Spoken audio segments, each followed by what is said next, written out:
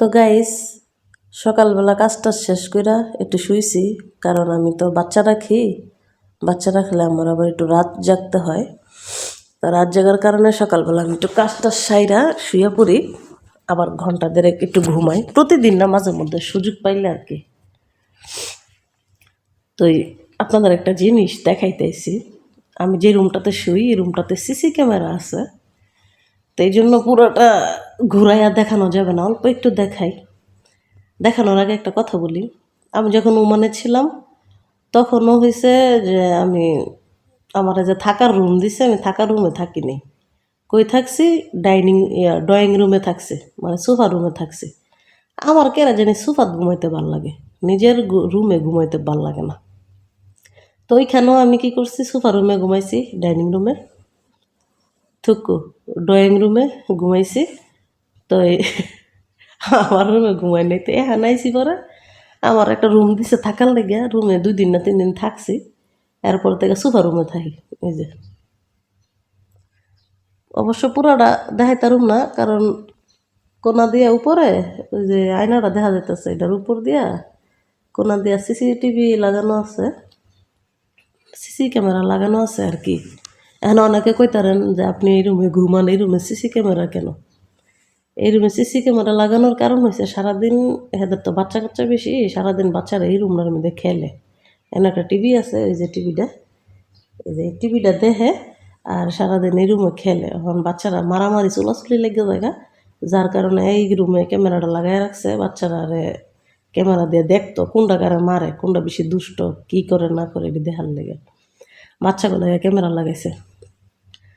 এই জন্য মানে ক্যামেরাটা, আমি এই রুমে শুইলেও ক্যামেরাটা অনেক উপরে, তো এরা এটা বন্ধ করে না, খুলেও না। তা আমার কথা হচ্ছে বন্ধ করলে গুলো না করলে নেই, আমি শুধু আই কম্বল লাগাত দিয়ে ঘুমায় থাই, বাস এতটুকুই। ক্যামেরা আছে তাতে আমার সমস্যা নেই, কারণ ক্যামেরাটা আমার ম্যাডামই কন্ট্রোল করে। হ্যার মোবাইলে করা, কানেক্ট করা, হ্যাঁ দেখে, বেটারা দেখে না।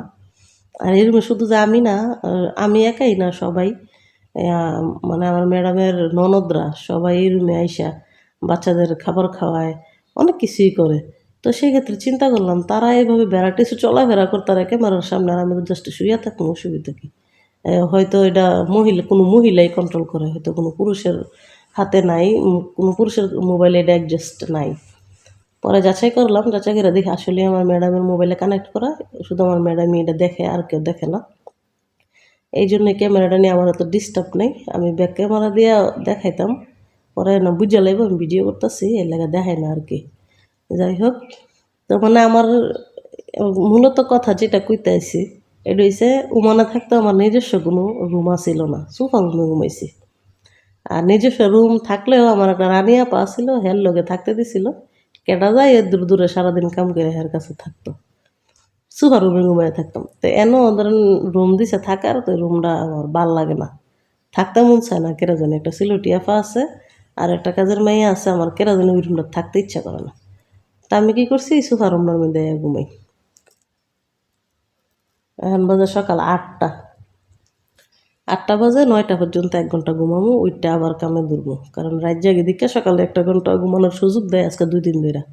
প্রথমে দিত না, 2 দিন ধরে আমি কই যে আমার রাত জাগি বাচ্চার লেগে, আমার সকালে 1 ঘন্টা ঘুমাইতে দিতে হইব। তো দুপুরে যেহেতু ঘুমানোর সুযোগ নেই এইখানে, এলাকা সকালে আমার 1 ঘন্টা ঘুমানোর সুযোগ দেয়। তো যাই হোক, তো এই জন্য আমি একলা একলা হাসতাছি। আমি যে নেই যে হ্যাঁ নেই, খেলে আমার কপালে সোফা রুম মিলে, মানে ড্রয়িং রুম মিলে। তে আমি কি আমার বন্ধুদের সাথে, মানে ফ্রেন্ড ফলোয়ারদের সাথে কথাটা শেয়ার করি, এই যে সোফা রুমে আমার থাকার জায়গা মিলে, যেন জমে হেনই। তো আশা আছে ভবিষ্যতে আবার ইয়ার যাওয়ার লেগা, ওমানে আবার যাবো, কাতারে থাকবো না। তো সবাই দোয়া করেন ওমানের ভিসা তাড়াতাড়ি খুলুক, যাতে ওমানে যেতে পারি। আমার কাছে কাতার এসে মনে হয়েছে, ওমানে থাকতে মনে হইতো ওমানের হেরাই খারাপ, হেরার মতো খারাপ দুনিয়াতে একটাও নেই। কিন্তু কাতারে আসার পরে মনে হইতেছে যে ওমানের মানুষই বালা, ওমানের বেতন কম হইলে ওমানের মানুষ বালা, ওমানের মানুষের মতো মানুষই হয় না। কাতারে অবশ্য বেতন বেশি, ওমানের হারে প্রায় অনেক টাকা বেতন বেশি। আমার ওমানের থেকে এখানে প্রায় 15,000 টাকা বেতন বেশি। তো চিন্তা করেন, ওমানে যে বেতন ছিল ওই বেতন থেকে কাতারে আমার প্রায় 15,000 টাকা বেতন বেশি। তো বেতন বেশি হইলেও আমার কাছে মনে হয় যেন ওমানই বালা, ওমানে বেতন কম হইলে ওমান বালা। কাতারে বেতন বেশি হইলেও ঘুমের কোনো টাইম টেবিল নেই, খাওয়ার কোনো টাইম টেবিল নেই, সব উল্টা পাল্টা।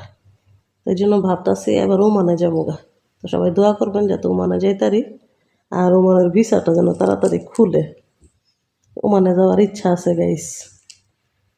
তো ওমানের ফ্রেন্ড ফলোয়ার যদি কেউ থাইকে থাকেন অবশ্যই কমেন্টে জানাবেন ওমানের ভিসা কবে খুলবে, আর আমারে কেউ ওমানে নিতে পারবেন কিনা জানাবেন। ওমানে যাওয়ার নাম নিলে আগের মালিকের সাথে যোগাযোগ করলে সম্ভবত যাইতে পারবো, কিন্তু আগের মালিকের ওখানে যাওয়ার ইচ্ছা নেই। তো কেউ যদি ওমানে থাকেন পুরানো লোক নিতে পারেন, আমাকে অবশ্যই কমেন্টে জানাবেন ভিসা খুললে আর কি। তো সবাই ভালো থাকবেন, আল্লাহ হাফেজ।